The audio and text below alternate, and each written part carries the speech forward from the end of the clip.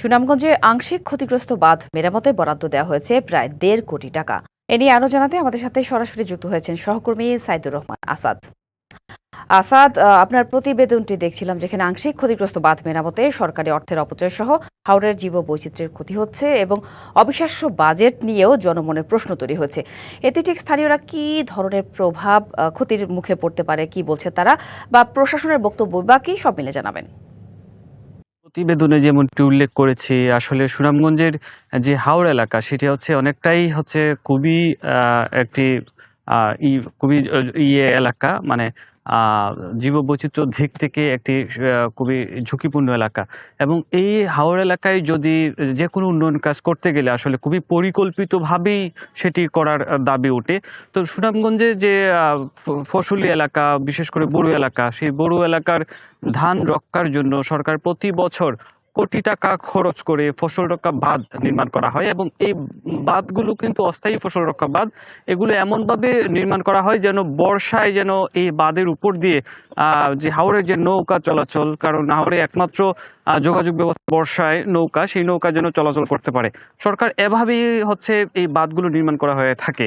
কিন্তু সবগুলো বাঁধ কিন্তু যে ক্ষতিগ্রস্ত হয় তেমনও না। প্রতি বছর অনেক বাঁধ, ফসল রক্ষা বাঁধ অক্ষত থাকে এবং পুরোপুরি ক্ষতি হয় না। এবং যখন এই বাঁধগুলোর নতুন করে বাঁধ করা হয়, অর্থাৎ নভেম্বরের দিকে প্রাক্কলন তৈরি করা হয়, সেই সময় কিন্তু এইসব যে অক্ষত বাঁধ রয়েছে, সেই অক্ষত বাঁধ একদম পুরোপুরি ক্ষতি হয়েছে বলে উল্লেখ করে আসলে নতুন করে প্রকল্প নেওয়া হয়। এবং এই প্রকল্পের কারণে যে অতিরিক্ত যে মাটির কারণে এবং হাওরের অতিরিক্ত মাটি দিয়ে বাঁধ করার কারণে হাওরের যে জীববৈচিত্র্য সেটি ক্ষতির মুখে পড়ছে বলে দাবি করছেন। শিয়া বাটার ও ভিটামিনে সমৃদ্ধ লিলি বিউটি সোপ, তারুণ্যময় উজ্জ্বল ত্বকের জন্য।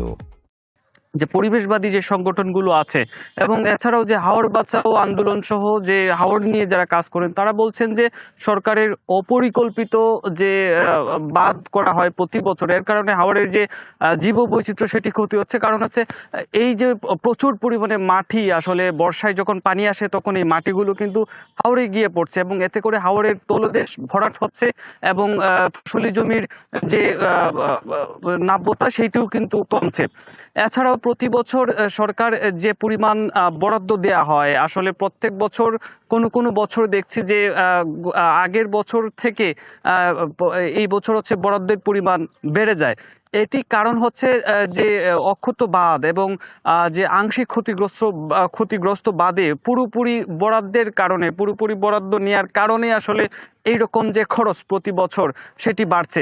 একটি তথ্য দিয়ে জানিয়ে রাখি, এবার সরকার 145 কোটি টাকার ফসল রক্ষা বাঁধ নির্মাণ করছে। এর মাধ্যমে প্রায় 702টি প্রকল্প বাস্তবায়ন কমিটি, অর্থাৎ পিআইসির মাধ্যমে এই কাজগুলো বাস্তবায়ন করছে। যদিও হাওড় আন্দোলনের নেতারা বলছেন যে নদীর যে পাহাড়ি যে নদীগুলো আছে, সেই নদীর তলদেশ ভরাট হয়ে যাওয়ার কারণে পাহাড়ি ঢলের যে পানি, সেই পানির যে ধারণ ক্ষমতা নদীর কমে গেছে। এর কারণে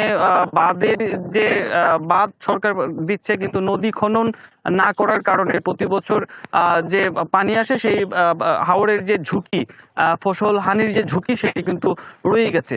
তো যারা ফসল নিয়ে কাজ করেন, যারা হাওরের উন্নয়ন নিয়ে কাজ করেন, তারা বলছেন সরকার যে পরিকল্পিত উন্নয়ন হাওড় এলাকা সেটি গ্রহণ করতে হবে। নদীর যে পাহাড়ি যে নদীগুলো আছে, সেই নদীগুলোর খননের উদ্যোগ নিতে হবে। এতে করে যে প্রতি বছর যে বরাদ্দ এবং অপরিকল্পিত যে বাঁধ, সেটি অনেকটাই কমে যাবে এবং হাওরের ফসল যেটি কৃষকদের, সেটিও রক্ষা পাবে। জান্নাত সাথী। ধন্যবাদ আসাদ।